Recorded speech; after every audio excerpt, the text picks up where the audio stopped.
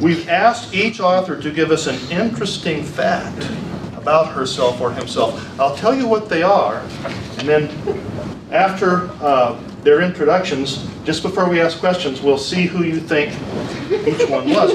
One of our authors, as a film major at USC, totally bombed on the Hollywood Showdown television game show. One of our authors played the cymbals in ASU's marching band. One of our authors will be on an upcoming episode of House Hunters. Oh, I love that show. Don't give it away. One of our authors can fence, can weld, has lived in England, and will soon be earning a black belt. One of our authors actually skydived as, is it skydove? Don't look, don't look. Skydived in preparation for a book about skydiving. One of our authors is forever burdened with a rock ground into a finger from a downhill skateboard accident. And one of our authors hails from Canada, a small town, right? Where they make like heavy water, you know, for what's the nuclear bombs? Yep.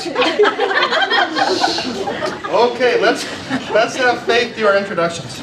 Okay, so I'm gonna start with Tom. So this is Tom Leveen. He's written, this is his 5th novel. So he's written Random, Sick.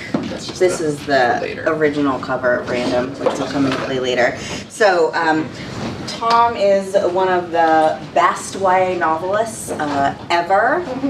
And he writes some of the best dialogue you will ever read. And his newest book, Random, is the very first young adult pick for Arizona Republic's Republic Recommends article. So, yay, Tom! And then he'll be at the Changing Hands Phx store next Wednesday. This coming Wednesday. Yes, 7. if you want to hear more about the awesome Tom. Not to turn my back on Tom, but so this is Amy Dominy. She writes contemporary YA, and this is Matter of the Heart is her new book that comes out next May, and it is amazing. I read it in one sitting, and it's the type of book that when I got done reading it, I was just happy. I was just like, oh, it was such a good book. It made me really happy, and it's really fantastically well written too. This is Amy Nichols, and this is her first book. Now that you're here, it is sci-fi, and it is also fantastic.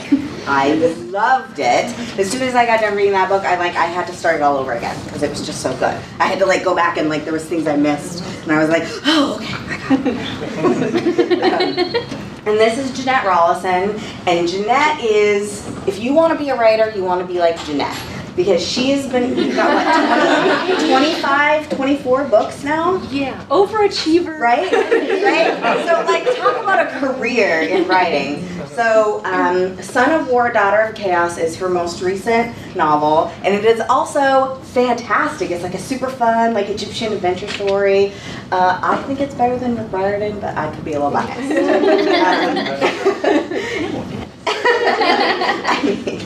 And then that is Shannon Messenger, and she, her latest book is Keeper of Lost Cities. Everblaze, thank you. It is the 3rd book in her Keeper of Lost Cities, which is a middle grade series.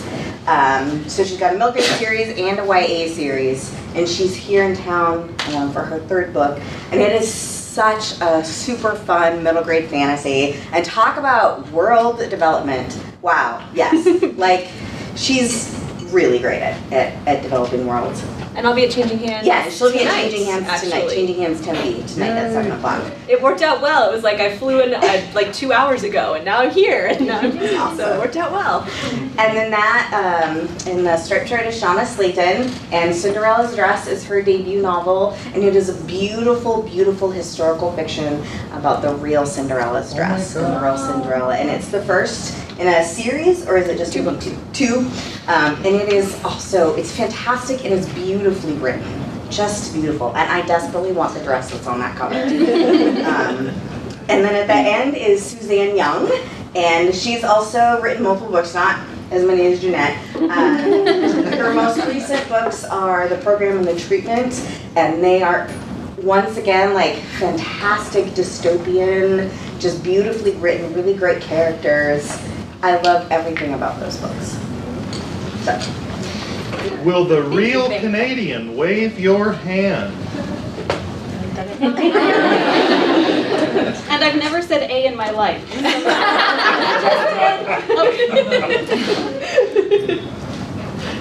Who bombed on Hollywood Showdown? And they rerun it sometimes, which is awesome. Especially because I also had bangs and they were not a good look. So I'll get this like random call, like, is that you? Show us a symbol move. It's harder than it looks. What kind of house are you hunting for? Oh, I can't tell you, never mind. I signed a confidentiality agreement, so I can't tell you. Fencing, welding, living in England, and It's going to take me a while to get the black belt, but who knows how to jump out of a perfectly good airplane? Wow. Show Again, us your over- finger. Don't anybody take this the wrong way. Right there. And who is the Harley riding, Sturgis attending native of South Dakota? Is that everyone? Did we get everyone? Yeah. It was fun. Ready for questions? Yes. I have a question. What class is this? It could be in home ec, I don't know. this is 2 sections of young adult literature. Okay, so this is the same. I took this class and it's awesome. So, right? This is the Yes, same? yes. Okay, cool. As a matter of fact, we went on a field trip to Phx Book Company, and the owners of Phx Book Company said, oh, and we have this whole cardboard display of a famous author who's just taking YA by storm. His name is Tom Leveen. And I said, and we have Tom Leveen. And he signed all the books. It was like 30 books or something. Yeah. Wow. So what's everybody studying? What are you guys here to be? Teachers mostly, or other stuff? Teachers? Writers. Okay, let's start there. Whose goal is to make a living? Anybody? We've got a few who admit, and then who are the teachers? That's not disillusionment. Okay. I'll be the John Lewis. I will be the cynic. Okay. So that helps us know where you guys are at, so what we can help out with. So okay. Go. I have a question.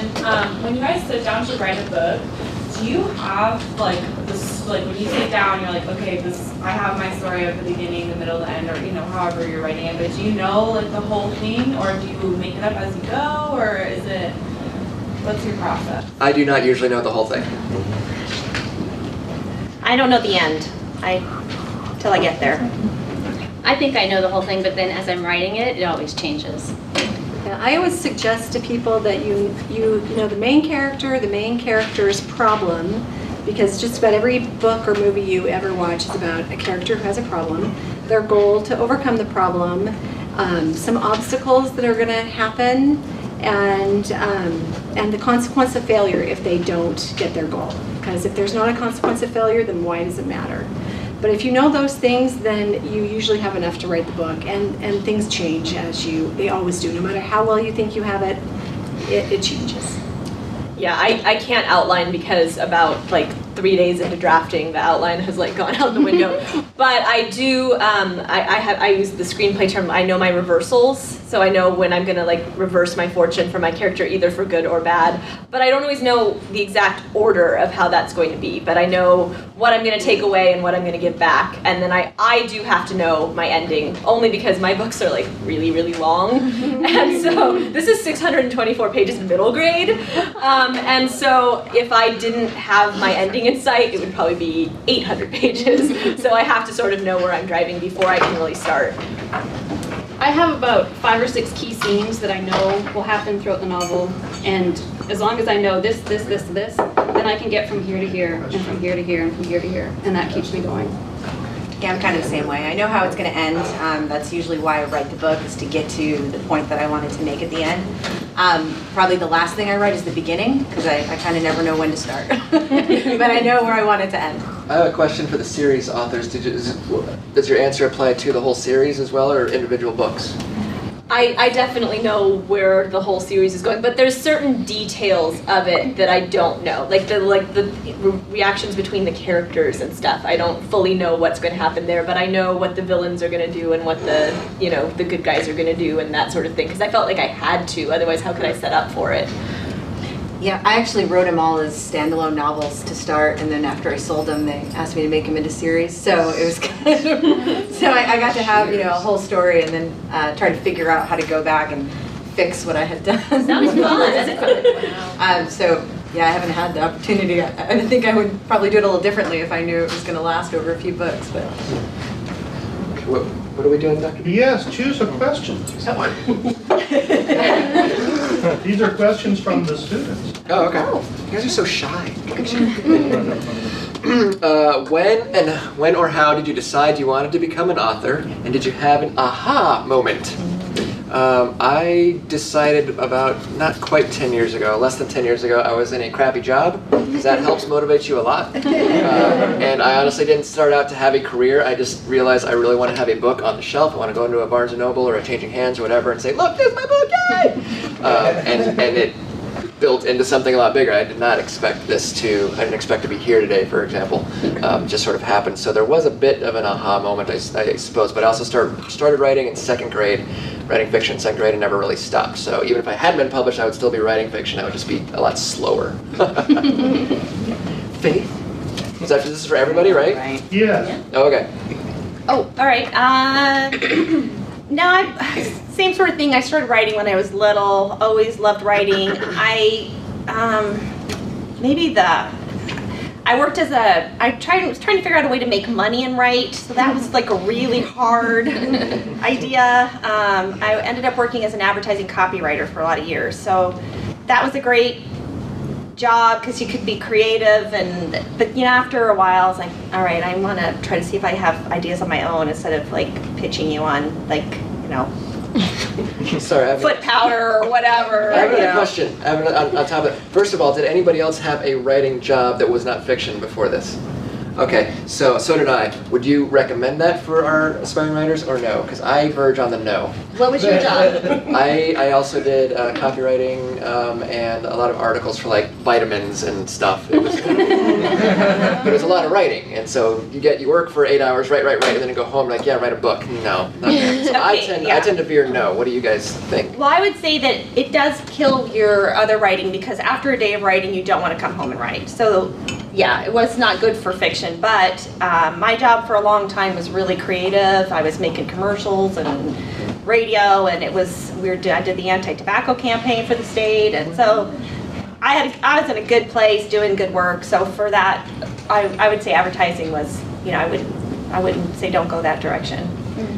My story is similar. I wrote stories as a kid, and then right after college, I got a job as a tech writer, which is like press enter to screen, and it was boring. I eventually got laid off. The company I worked for went under, and we got laid off. And I whined to my husband for a long time, I want to be a writer. And he'd say, well, write something. And I'd say, no, that's too scary. So I did a whole bunch of other careers. I worked at the legislature. I was a web designer. Finally, my husband said, okay, stop whining. Take a year.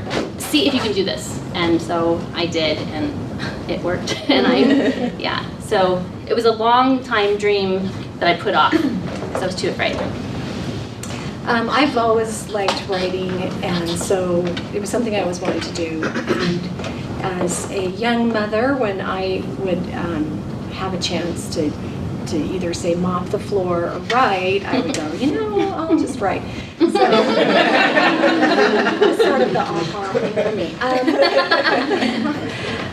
But because a lot of you are going to be teachers, I'm going to tell you why I went into young adult, and that was because I had a daughter who really loved reading, and so we would try and read books together, but then pretty soon she outpaced me, and so she would end up telling me what books I would like instead of the other way around.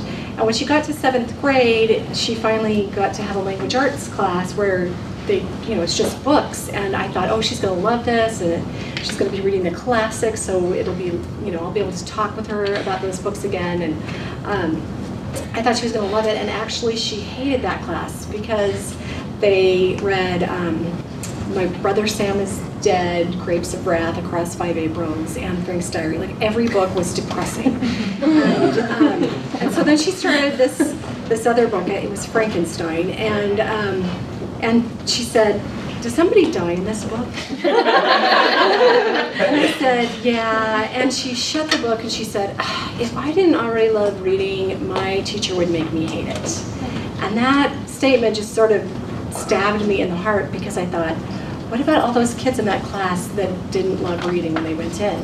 Are they going to want to pick up a book after this class?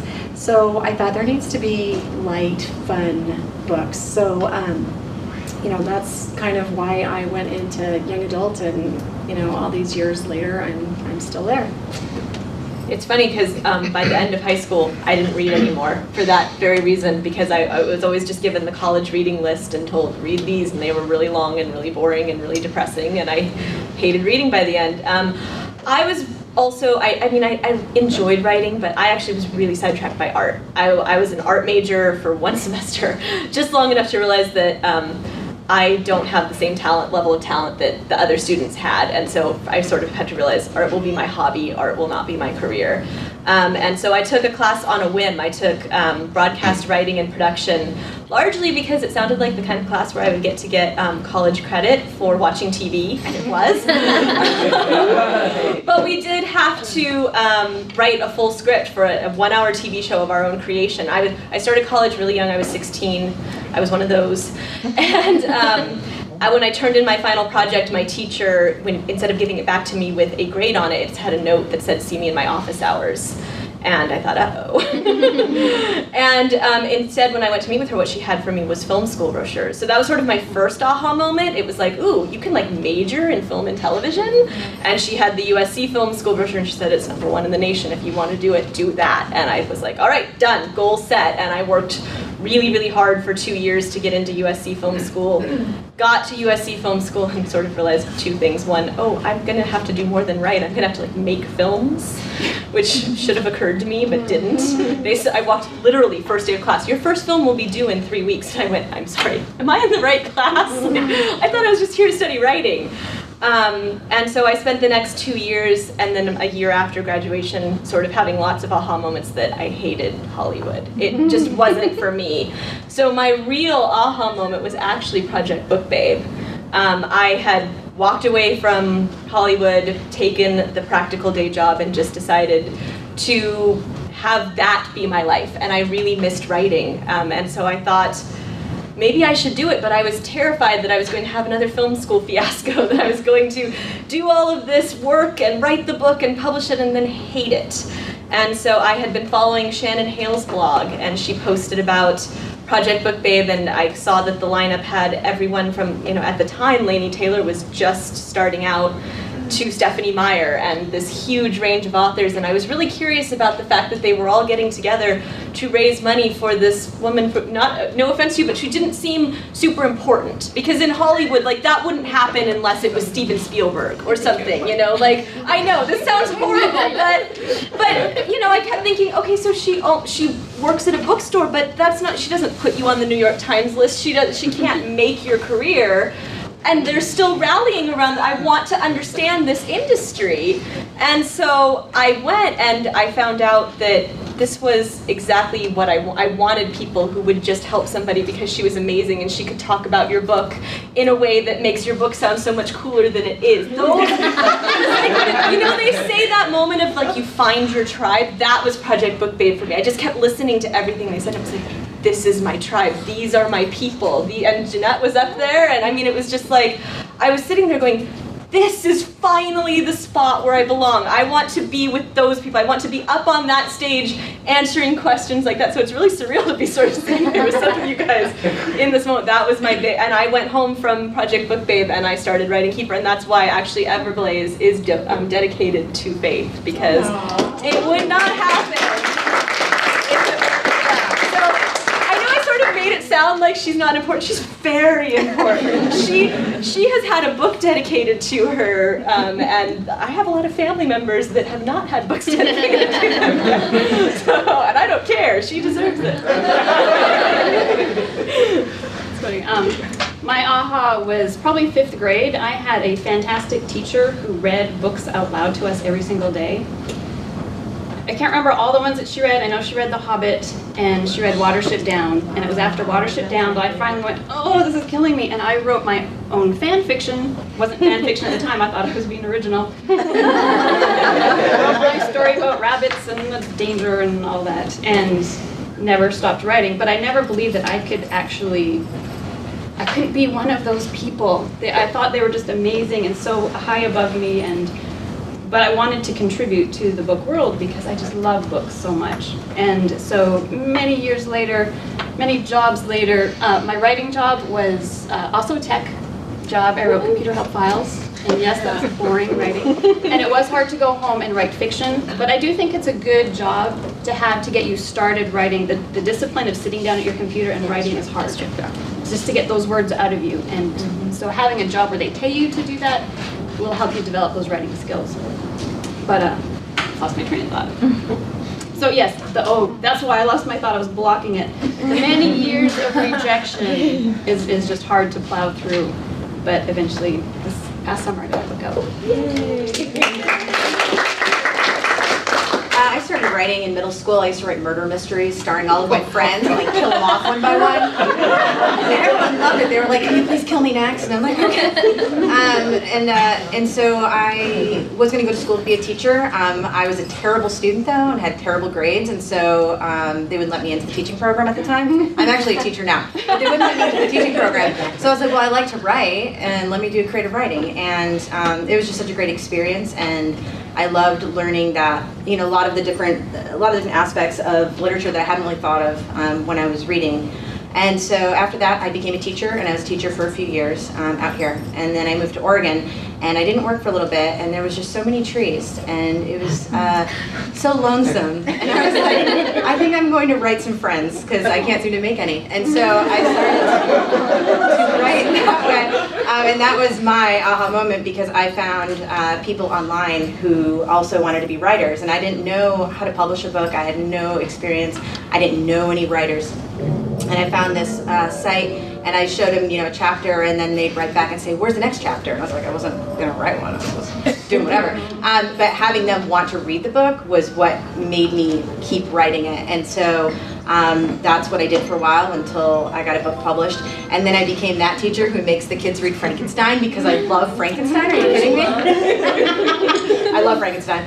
No, but I love teaching too, because it's kind of like, I love to inspire, so I don't want to be the one who kind of kills the love of reading. I want to inspire the love of reading. And so one of the main things I do is I try to find a book for each kid that I know is going to like make him realize like reading's fun. Like it doesn't have to be this terrible thing. Like who cares what you want to read as long as you want to.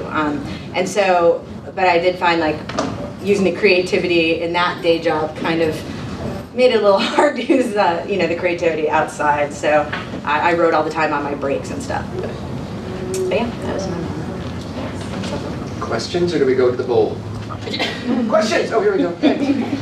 When you sit down to write YA, what do you have in mind, knowing that like this is geared towards young adults, as opposed to when you sit down to write, or in the past, I guess, when you sat down to write fiction for adults? My wife is brilliant, and we, just a statement of fact. We saw, it was like Spider-Man 2, it was some sequel in a superhero movie. And as we were driving home, I was like, I was good, whatever, but I really like I tend to enjoy the first in the series, whatever it is, whether it's X-Men, Spider-Man, I really like that. Just really why? So, well, because I love origin stories. If you're familiar at all with comic books, origin story is a big thing. How did Wolverine become Wolverine? How did, so-and-so, whatever. And she goes, oh, that makes sense, that's what you write. And I was like, oh, sweetie love, no. I write young adult contemporary fiction, not superhero films. You're so clearly wrong about this. And then she said, I didn't say it like that. And she said, well, but what is high school if not your origin story? It's like, oh, mic drop, look at that.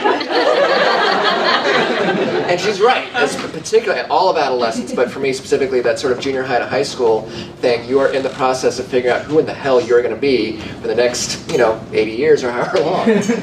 So I think that's the main thing I keep in mind now when I'm starting anything is this is the origin story. This is not a character who's paying a mortgage, God willing, and things like that. So what are those issues? What are those things that that an adolescent is going to be looking at? What is her or his origin story? Yeah, I guess.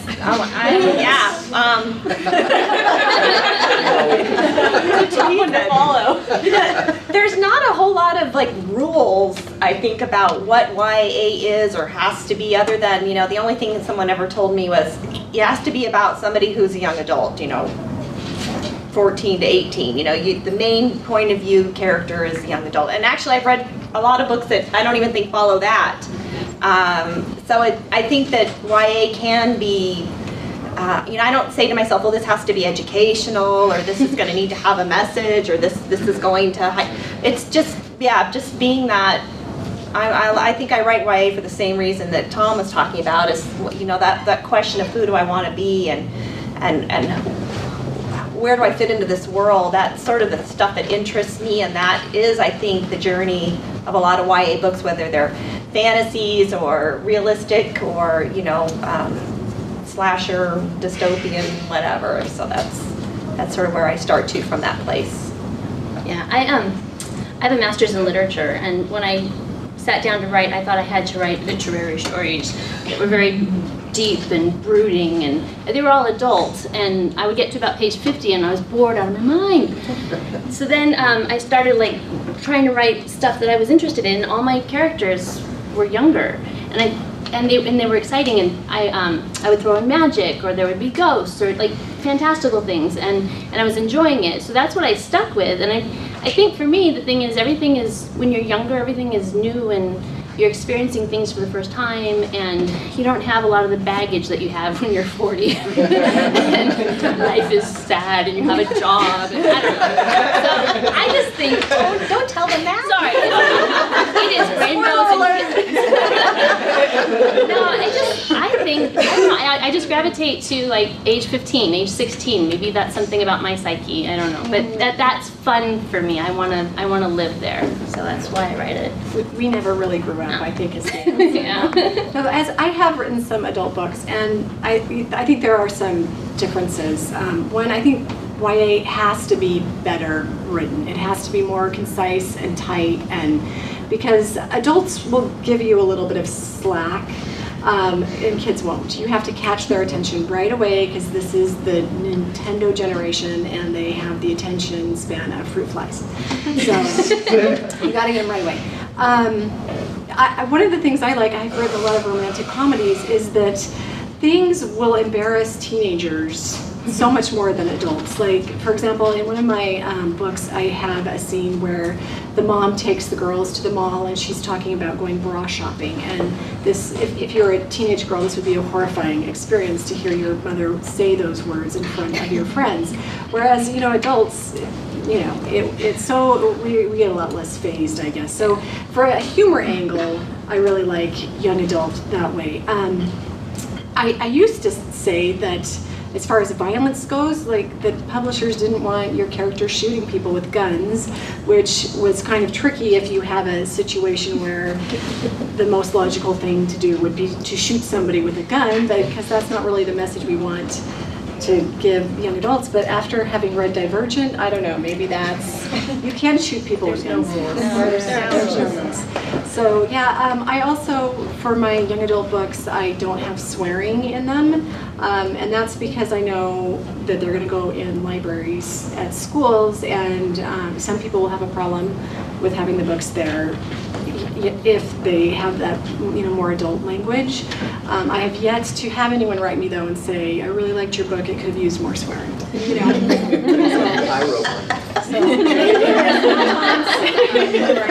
But those are the kind of the differences that I've found in the genres. Yeah, I considered writing a grown-up book for about 2 seconds and then realized I'm so not mature enough for that. So I'll talk a little bit, because I'm sort of the weird one at the table who does both middle grade and YA, so I'll talk a little bit about the difference between those two for me.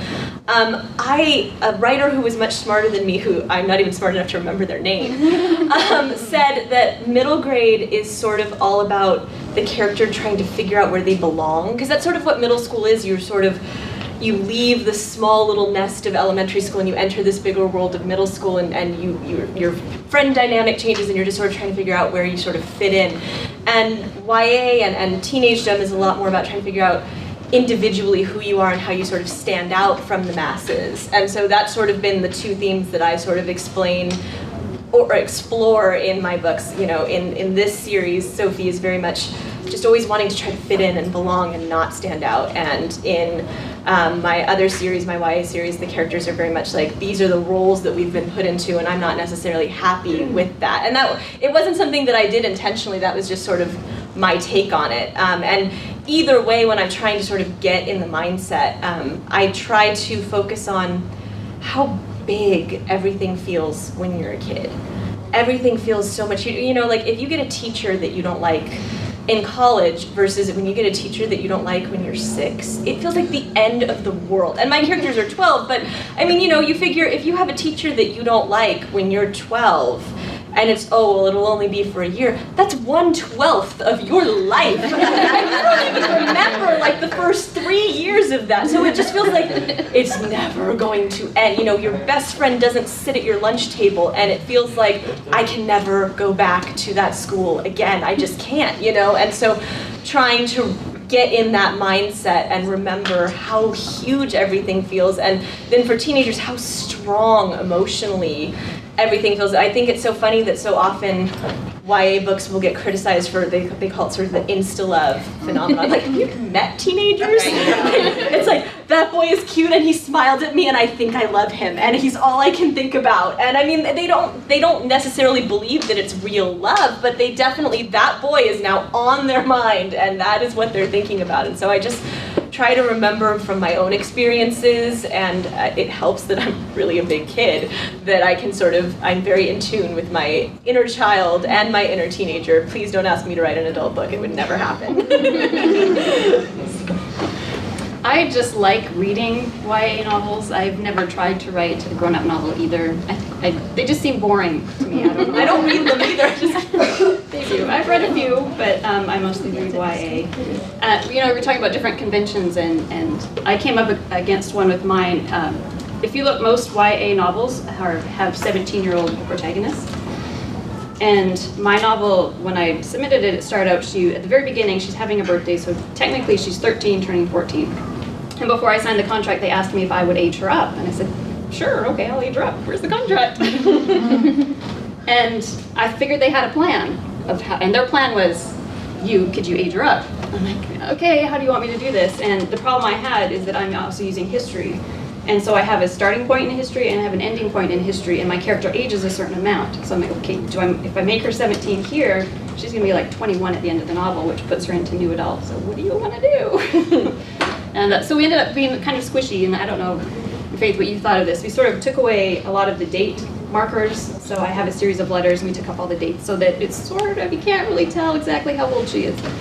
It's a little ambiguous, and I think that works. Yeah. Yeah. I didn't know how else to deal with it because, like I said, because I couldn't change history. So I had to have this and I had to have this, and that's what we worked with. But I thought it was interesting that they really wanted her to be 17. Yeah, mine are 17. Yeah, mine too. Like, now that I think about it, all my They're all books, they are 17 17. When I first started writing, I actually didn't know that I was writing young adult. I was just writing a book. I didn't know that it was young adult until someone bought it as young adult. And then I realized that was because of my voice, not so much because of what I write. I write books with passionate love stories set inside a suicide epidemic. So I definitely have, dark and dreary. That's me. I write, the darker stories, but I just write them as a story. And I think having written, several books, you kind of know the business and what is going to be okay and what they're going to push back against. So that kind of guides you a little bit. But for me, it was always just about telling the story, and I didn't really care who the audience was at the time that I was writing it. Just write a good story, and someone will tell you to take stuff out if it's inappropriate. Just to piggyback on what sort of everybody said, from a bookseller / book buyer / reader standpoint, I think the most important thing about whatever you write is you need to be authentic. Your readers can tell. If you are trying to write a message book, your readers can tell. Even if your editor can't, even if the publisher can't, which sometimes they can't, your readers can tell, and they won't like your book and they won't finish it. And they won't then recommend it. I mean, especially with YA and middle grade, it's all word of mouth. I mean, especially when you're 16, are you going to listen to your mom and your librarian? No, you're going to listen to your friends and read what they're reading, and whatever they're discovering. But regardless of what age you're writing for, the story has to be authentic, and it has to be authentically yours. I don't know if that makes sense. You can't write towards a trend. It just doesn't. Your readers can tell.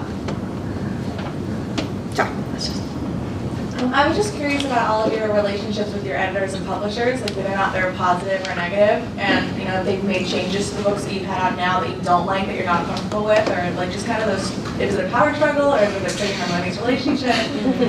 All of your Maybe if you turned the camera, just kidding. I'll start. Go, yes, please. I've been with Penguin, HarperCollins, and now at Simon & Schuster. It was a completely different relationship with each publishing house, but I always got along great with my editors. I don't know if they'd buy your book if they didn't like it, so usually if they're the one that bought your book, like, they're super into it, like, they really like it. And I only had problems when, early on in my career, when I got a different editor, like, mid-book, because that sometimes happens, editors leave, and then you're kind of like the leftover child that someone scoops up, and they're like, yeah, we're going to go a different direction with this book, and you're like, well. But otherwise, I think it's a great working relationship for me, at least. The company that I was published with is fairly young. They're only 3 years old. So they are still kind of a tight-knit, rah-rah-rah kind of group. I go directly to my editor. I don't have an agent, so I don't have an intermediary. And she's always very responsive. I send her an email. Usually by the end of the day, she's answering it. And I got to meet her a couple months after the book. I guess, no, the month after the book was published. And we just had a good time. It's like you get to see each other face-to-face, and it's a very friendly relationship. Yeah, I've been very lucky. Suzanne and I actually currently have the same editor, and she's sort of like, it's almost like she has a superpower. I don't really understand. And I hear all of these people, like other friends of mine, they'll talk about, oh yeah, so I turned in my draft, it took me like 9 months to get my edits. I'm like, it takes my editor like 9 hours. I mean, I don't understand. She's so fast. I mean, my deadline is like, what day is she going to read it? And then I turn the book in, and then she reads it that day and gets me feedback, which does have a downside, because sometimes I'm like, no, I don't want to have to revise it. Like, please, take your time, please. Really, let it be your problem for a little while. And we also think a lot alike. I mean, she's really into superheroes, so she calls us the Wonder Twins. And it's sort of scary sometimes how I can, especially now that I've been working on her with her for 5 books, I can hear her in my head as I'm writing, and I can hear, she's not gonna let me get away with this. Like, I have to change this now because that's gonna show up in my edit letter anyway. So, and my edit letters have been getting shorter and shorter and shorter per book because I can hear her in my head. So I think that's a good thing, but I don't know, or maybe it's proof that like she's taking over my mind. She really does have superpowers, in which case, eek. worked with a lot of different publishers also, and usually my relationships with my editors are very good. I had one who I inherited when my first editor left, and she just took forever to get back to me, which was a problem. I mean, communication was horrible. But besides that, really good. Some editors I found are like obsessive compulsive micro, go through it with a comb, and other ones just kind of give you really general, and sometimes you're like, did they read this part? There's nothing on here. But yeah, I think yeah, they're nice, wonderful people for the most part who love books, and that's why they got into the industry. This is my first book, and I'm currently working on copy edits for the second book. So I only have one, and our relationship is only a couple years old. I love my editor. She is very kind. She's never domineering. She always says, these are my suggestions. You don't have to do them because it's your book. But I really think this is a team effort. She and I work well together. She is so smart. And there's a lot of science in my book. So anytime I ran into science issues, she would help me kind of work them out. I'm not a scientist. She could be. She's brilliant. So I really like her. She said she wants to keep working with me, which is awesome. Yeah, I think it's been great. Well, my first book sold to an editor named Stacy, who I really loved Stacy. We worked great together. She gave me, I think what's a good editor, they respond to you quickly. They respond to you at all. They listen to your worries. They listen to your concerns. They give you suggestions for revisions without, in a way that you can understand, in a way that says they know what you're trying to write about, and they're not trying to change that. They're just trying to bring your characters maybe more to life, or so all those are really, really good things about Stacy. And actually, Stacy is now Shonna's editor because she left my Walker where I was and went to that went to Entangled. And so then I discovered what a not so good editor does. And I think she was a fine editor for other people, but there's a difference between the editor that chooses you and the editor that is chosen for you. And a not so good editor does not reply to your emails or your questions. Maybe eventually gets to them, but a not so good editor puts your book out without actually having read all of it. Oh, ouch. Yeah. Can I have a group hug, please? A not so good editor changes the date that your book comes out and doesn't mention it to you. There was a whole lot of stuff like that. So I think this doesn't happen much because, like maybe Suzanne said, generally you're with an editor because they chose your book and so they love your book and so they're wonderful. But in this business, I had no idea before I started, but editors move around more than I ever knew.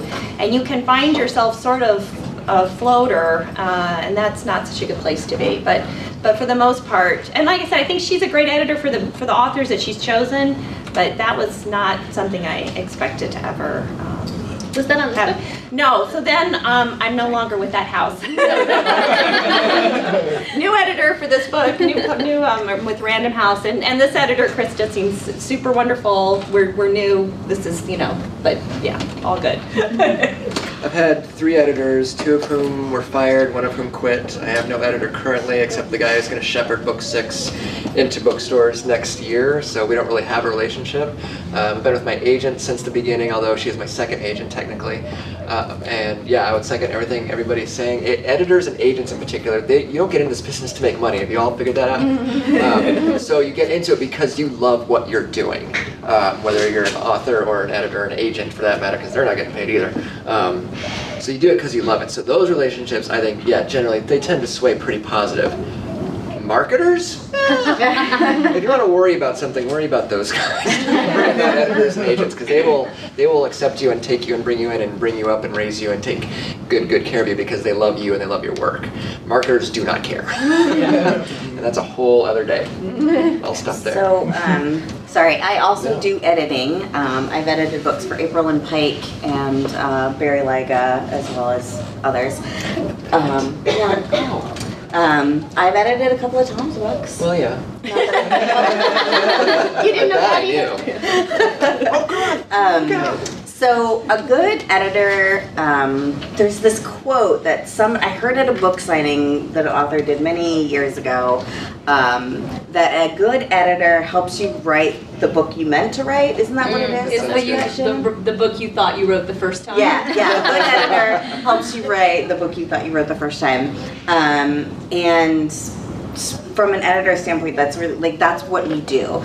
Our job is to make you the best writer that you can be, and make your story the best story that it could be, and make your characters the characters that will just live inside people's heads and inside people's minds. We want your book to be the type of book that your readers get done reading and then they're just so happy, or that they have to read over and over again, or they have to read a million times, or can't stop talking about. That's our job.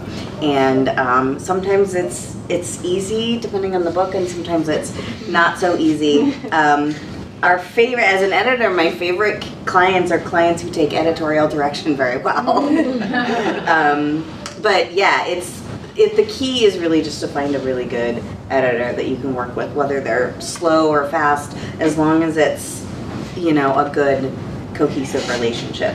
That's all that matters, I think. Okay, Yeah. How does the process of editing work exactly?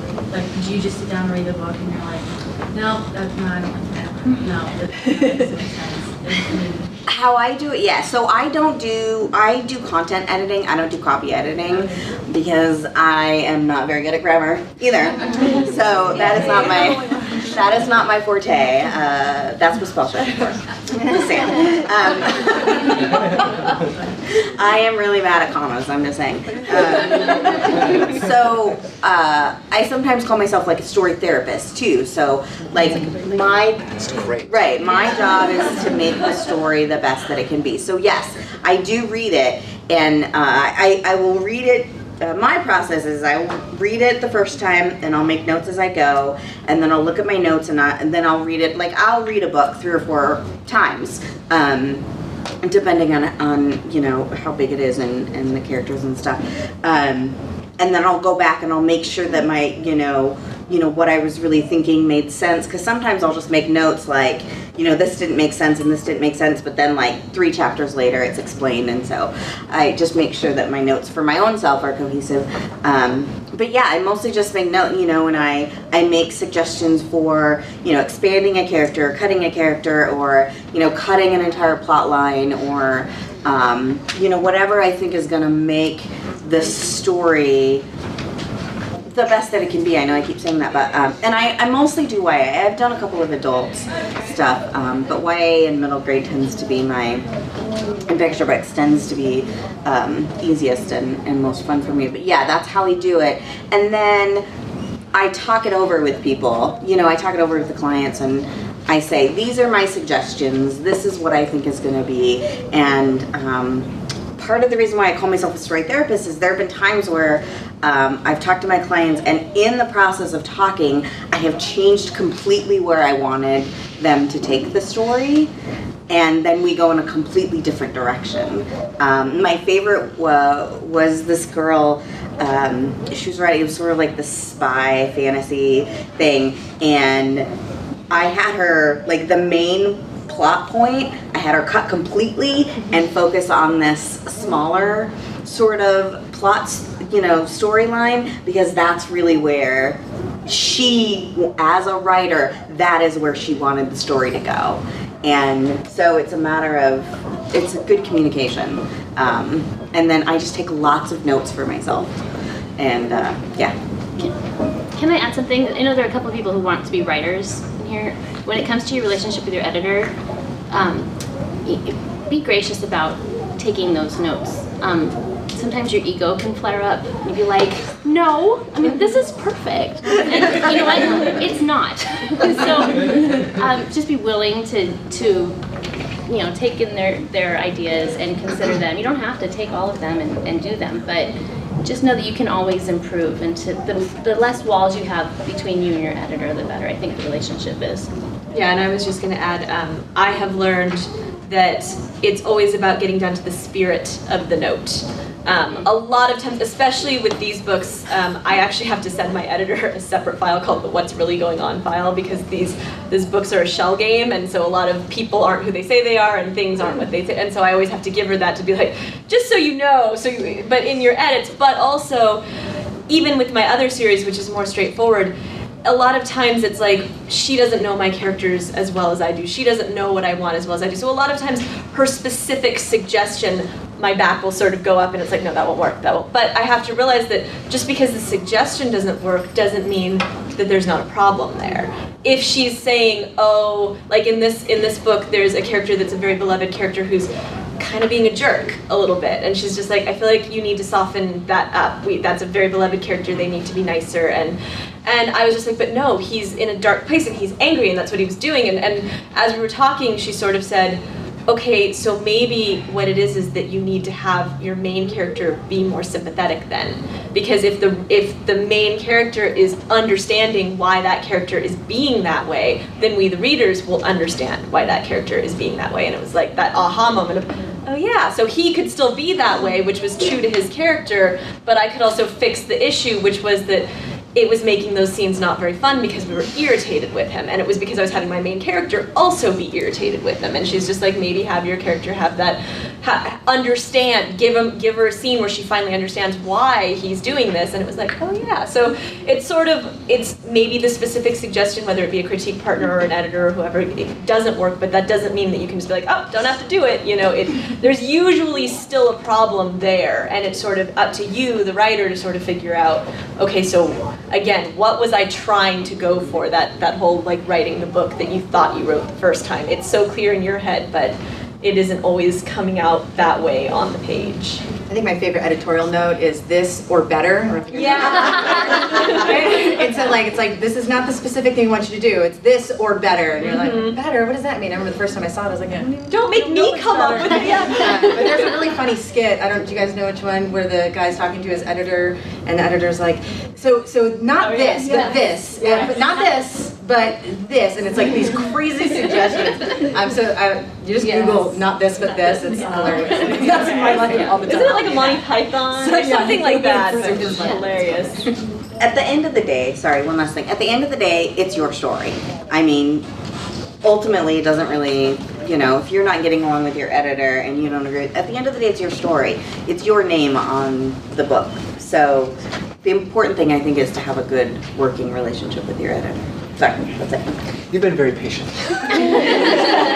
I'm just really excited. So I just read Sick. Oh yeah. And yeah, I mean, there was a couple other people that read it in here, and I was just telling them, like, I couldn't read The Drink in the Dark, and like Gilbert, Arizona, and I was like, oh my god, I live there, and I was like, so I just had a question, and it goes like for everyone, how did you come up with, like your theme? They're not zombies because they're actually whatever, but like, did you base it off of like characters like from your family or like people you met and you wanted to like kill them off, or? Okay, use the word theme. You mean the thematic elements of this? Oh, okay. Well, I was, I guess, taught or learned at some point that we are not in charge of theme, we're in charge of plot. It is our job to sit down and write the best plotted novel that we possibly can, and then, and like we were talking about earlier, you don't set out like, I'm going to write a book about this issue, that'll teach them, like you can't.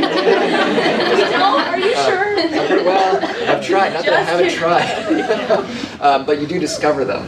So in Sick, yeah, there was all, depending on what angle you want to come at, there's a racism thing, and then there's the overarching thing, became about the other. How do you treat the other, whoever that is? Whether it's an age thing or a skin color thing or a zombie thing or socioeconomic class or whatever. There's also, if you really want to read into Chad's character, you could go into what's the comment on our military structure in this country. It's not something I set out to do, but if you wanted to write a paper on it, you could, kind of thing. But I think theme comes second in the story. Yeah, I don't know. What do you guys? Usually. Yeah. And I don't base my characters on people that I know because I let really bad things happen to my characters. And my friends are different than Suzanne's friends. My friends would be like, I'm never talking to you again. So They would not find it cool. So I intentionally do, like, if someone is starting to remind me of someone that I know, I'm like, oh, I better change that, because I let bad things happen to my characters. So yeah. Although I will add, sorry, the teacher who gets killed in the beginning of the story, I knew I didn't want to use one of mine. It's like, no, but I love Mrs. Tully. I can't use it. So I went into the living room. My wife was in. Like, what was that English teacher you hated? Mrs. Golak.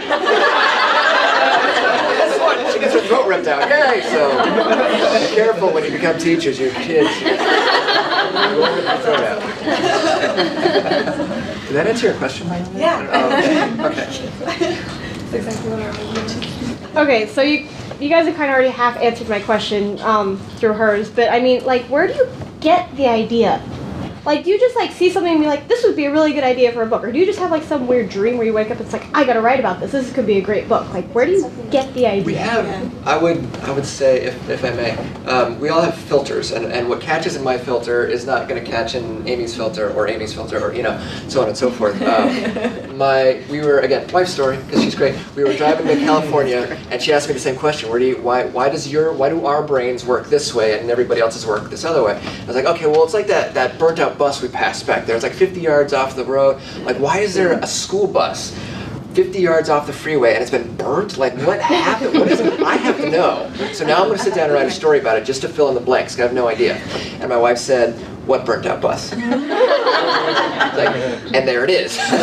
We have these things that just catch, and we have to answer them. And I think it always starts with the what or the why. You know, you see something, you're doing something, you hear something, you think, what, why, what if? And then, from the what ifs, the book comes. So my book is about, I was taking my kids in high school to get heart tested because they were having this event at the high school. Because when somebody drops dead, an athlete, it's generally because they have this heart condition, and so they were trying to, so I'm bringing my kids to have this just to make sure everything's fine, and I started thinking, well, what if something wasn't right? What if, my kids are okay athletes, they're not super fabulous, but what if they were? And so what if it was me? What if my whole dream, my whole life was toward getting to swimming in the Olympics, and then what if I found out I had this heart condition, and if I swim, I'm gonna die? And so as long as I can keep asking that what if, and I don't really know, I can argue both. The best ideas for me, I can answer that question from both ends. So I can argue, well, yes, you should not have to give up your dream. I could see why she would want to still swim. But on the other hand, oh my God, does she want to lose her life too? Is a dream more important than a life? And that's it. Just so the things that happen to you guys in your day that make you think what if, that really, those are, I think, were ideas for each of us. It's something different, and that's, for me anyway, it's always something that's touched my life in some way. That turns into an idea. I'll double on that. This book is all about what ifs. It's a parallel universe story. Book 1 is in this world, book 2 is in this world. And I've always been fascinated with, what if I hadn't chosen this path? What if I had gone this way? So this is all about a boy who gets to see what his life would have been like if these other things had gone differently. But that's what compels me, is the what if. And I'll have I think it's a matter of observing people and news articles and just taking in information and asking those questions. Yesterday I was in the pickup line picking up my son from school, and this whole novel just like dropped right in my head. And I got my phone and I'm taking notes, and it was just like fully formed if I can get it on the paper like that. But it was like, what if there's a boy and this happens, and this girl, and yeah, you just kind of follow them. I think the problem for authors is not where do you get the ideas, but you get so many that, every time I'm writing a book, I come up with 5 more ideas for a novel, and so I have this file just full of plot ideas that I know I'll never be able to get to them all, and so you have to choose which ones you want to work on. I do a lot of school visits for kids, and one of the things that I've noticed is kids, where you come up with a plot idea, and they have so much imagination and creativity, they never get stuck or blocked. And I always tell tell them that if I ever get writer's block, I just need to go stalk some children. What if she got arrested? I'm trying to explain, no, I know,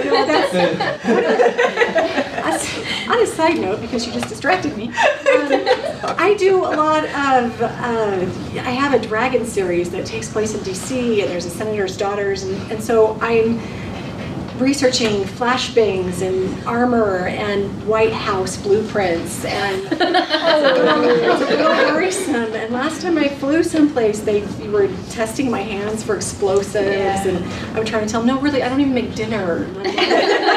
Explosives, but I think I'm on a list now. Yeah. We all are. Our author Google's history is really interesting, you know? How do you kill people? Although the worst was when I was trying to visualize my characters for my middle grade. I was like, okay, so I need like to look at like cute 12-year-old boys. I'm sure I'm on so many watch lists now, it's not even funny. So don't do that. And, I feel like, I actually rarely, with Let the Sky Fall, I had that sort of moment where it was like, whoa, story idea. I keep waiting to sort of have that J.K. Rowling train moment where I can conceptualize like the 7-book Harry Potter series in 1 4-hour period of time. For me, my ideas are usually very tiny seedlings that a lot of times they sort of start as goals. Like I knew with this series that I wanted to write a fantasy story kind of like Harry Potter or Percy Jackson, where I wanted the main hero to be a girl and where I wanted to not use magic. And I didn't know, that could be anything, but those were sort of my 2 goals, and it was just over time, little bits and pieces of the story would slowly fall into place. And the best thing for me that I took out of my college writing classes was that they had told us to keep an idea journal. And I remembered being a little panicky because she said she was going to check it every week. And I kept thinking, I don't get ideas every week. How am I going to fill new pages? But that was what she was trying to teach us, was that, yes, you do. It may not be a 7-book series, but you're getting little ideas, and all those little like, oh yeah, I saw this guy in a crazy hat, or all this stuff that you put down, those are ideas, and you never know when they're going to come back. So whenever I am sort of getting stuck on a plot point or a world detail, I have this stack of idea journals that I flip through, and Let the Sky Fall came from that. I had written a sentence that I said, maybe I'll do something with sylphs someday, and that became my trilogy. So, it was just sort of like you don't necessarily know that you have the gold that you're sitting on until other pieces sort of fall into place later, at least for me. I don't have like a tree out in my yard that's like the idea tree. I wish I did. It would be right next to my money tree. I really like how Tom, who's not paying attention, was explaining it. These filters that we have as you go throughout your day. And it's almost like the ideas are on your peripheral vision. And if you're looking specifically for an idea, you don't find it, but there's something over here that caught your attention, and you kind of have to like the dog from Up. Squirrel. Sorry, I've now ruined her metaphor. Just ignore the grade. I write middle grade, And I also keep an idea file, so just newspaper articles. I'll rip them out, magazine articles. I love Pinterest. I have a lot of secret boards, so people don't know what I'm doing. Pinterest fanatics. And just to start cataloging your different ideas, and then it's interesting how they mesh together. So the idea for Cinderella's Dress, I was looking for a picture book for my daughter. This was years ago. And there is another book out there called Cinderella's Dress, and it's a just nice pink frilly cover of this girl sliding down a banister in a frilly dress called Cinderella's Dress. But behind the banister, it's wallpaper. I thought, well, that's not Cinderella. I'm thinking, oh, it's a modern story. Cinderella passed her dress down. How cool is this? And I opened it up, and it was just how the birds made her dress. So I thought, oh, that idea is still out there. So it was kind of in the peripheral of what I was thinking. So I grabbed that idea, and then, so where in history do I choose to focus it on? And I chose World War II because I had this other idea that I ripped out of a book that talked about how women were not allowed to be window designers for department stores in the 1940s. Several reasons that they worked in close quarters with men. It was considered a very physical job. There were ladders and electricity, and the biggest thing was that it took place overnight, and women had a work curfew of 10 o'clock, at least in New York. So all those things were sort of interesting, and I'd never read that before. And so I kind of meshed these ideas together, came up with a character who wanted to be a window designer. World War II hits, all the men are gone, so now women can do other stuff, and the book gets born. My stories, especially the ones lately, are really personal to me. They're from my own kind of experiences, and then it's fiction. I no longer put friends in the stories and kill them off. I stopped that in like 9th grade. But I think the ideas are, they're really personal. It's something that happened to me, and then I spin it out into another universe.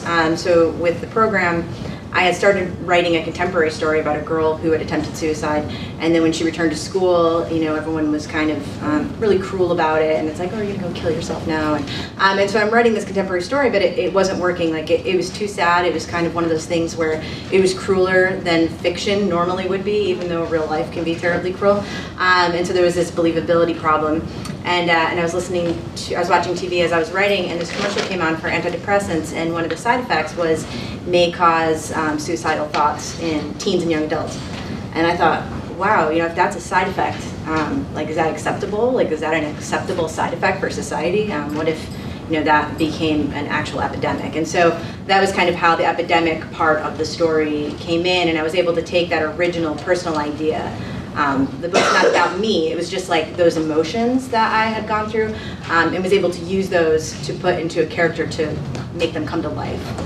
So that's kind of what I've been doing, especially with the last few series, is something emotional that I can then attribute to another story, so that has that believability.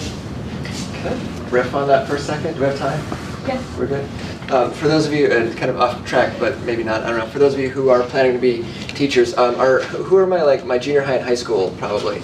Almost everybody, that's why you're in a YA class. Okay, so not a writing topic necessarily, but I just want to make sure I say this, because otherwise I'll kick myself. Understand, please, right now, that you may very well be one of the last adults who can impact a kid's life. I'm here today and alive today probably because I had 2 high school teachers who gave a shit, a tremendous amount of it, as a matter of fact. And it literally would not be here today if it wasn't for them. They still come to my book signings. Like, they will still show up and sit there like, Dolly Goldie, yay! You know, and I still want to impress them. I'm 40 years old. I want to impress Dolly Goldie. And all of us, and not just at this table, but every young adult author I've ever met, and I'm sure Dr. B could probably back it up, take our job so seriously. And we take that age range so seriously. And so thank you for doing what you're doing, because notice, well, I was going to say none of us are teachers. I guess that's not entirely true. I couldn't do it. I could not teach. Oh my gosh, no, couldn't do it. But yeah, but we take this audience very seriously, and so as you go out and are getting teaching jobs and working with kids, please understand what they are going through and what they're bringing into your classroom. It's all the stuff we're writing about. It's one of the reasons we write about it, I think. That's all. Just thank you for doing it, and be aware that those kids need you very, very much. So that's all. Somebody have? We have time for one more. One more? Okay, cool. All the weight of the panel is on your shoulder. Well, I mean, you touched on it a little bit, as far as like focusing on the age range, but do you censor yourself? What, like, in terms of worrying about your book getting banned or there being controversial things in there? Is that something you worry about while you're writing? I'll pay anybody in here $100 to challenge one of my books in a high school, because the publicity would be awesome. That would be phenomenal. I don't. I go the opposite Janette route, and I talk the way me and my friends talk in my books. Although it is starting to, not as much as I used to before, because of the library problem, or because of the school problem. I cannot get into as many schools and as many libraries as I would like, because they're like, oh, swearing! No, like, really? Okay. So anyway, but on a first draft, no, absolutely not.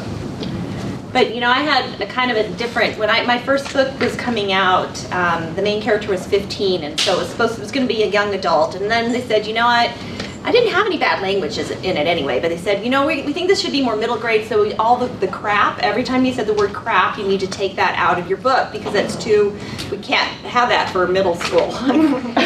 Oh, okay. So I was shocked that they found, the publisher found that word to be, you know, had to come out. So I went through the whole book, I took it all out, and then they said, oh, you know what? we changed our mind, marketing people. We really feel like this book is young adult. So put the crap back in. So We need to get you a t-shirt. So I think that they're, depending on what you're writing, for what age, where they want, if it's going to be, I had a book that was going to be a scholastic book club book, and then there are certain rules about what's acceptable for that. So I think as I write, I just try to write without any censors as my characters, but then you would be surprised the actual business part of it, they may, it has reared its head for me anyway. I had a scene in the second book, the follow-up, focuses on the other world and this boy, the other boy who gets moved. It's very confusing to talk about parallel universes. So in his world, he is in a foster home, and it's not a good one. And as I was writing the second book, there's this moment where he considers getting a gun. And I wrote it, and I sent it off my editor, and she didn't say anything. And then it came back, and I was like, wait a second, what am I doing? And so I censored myself. I thought, I don't want to have a situation where a kid actually considers that. So especially with, in the news, had recently been a shooting, and I thought, oh gosh, I don't want to have that on my hands at all. So I took some self-censoring. But now I'm scared about language because I didn't know that about libraries and schools. There's not a lot of language in here, but there are some words. I've actually had a lot of, from my editor, censoring, which you wouldn't think because I'm pretty G-rated and stuff. So I had, I made fun of Disney Snow White collar in a book, and my editor's like, we cannot make fun of Disney. I was like, okay. So I mean, there was, in Just One Wish, there's a girl, she's sneaking onto a set by pretending to be an animal wrangler, and there's a snake. And it gets away during the scene, and one of the reviewers, who is a big name in the publishing industry, wrote back and said she wouldn't blurb my book because that was animal cruelty. That snake was lost on this set, and we couldn't have that. That was irresponsible. And I said to my editor, can I just write a note in the beginning of the book that says no animals were during the writing of this book? But no, we had to find the snake and bring it back to the pet store and stuff. So yeah, there's some weird things like that you wouldn't think. Religion also, my editors try and rip out anything. Like one of them takes place during the Middle Ages. A incompetent fairy godmother sends them back to the Middle Ages, and she didn't want any mention of the Catholic Church. It was like, that's historical. They were Catholic back then. I'm not. It's not like pro-Catholic or anything. It's just that's how. But yeah, it was like, nope. There's no more Catholics in the Middle Ages. So yeah, it's weird things like that you wouldn't think.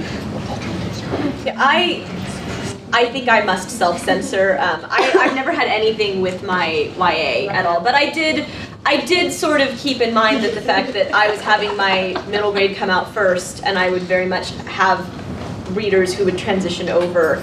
So I did sort of, but it was also the world of it. It's a world where a single kiss bonds you together forever. So you kind of take that first kiss a little bit seriously.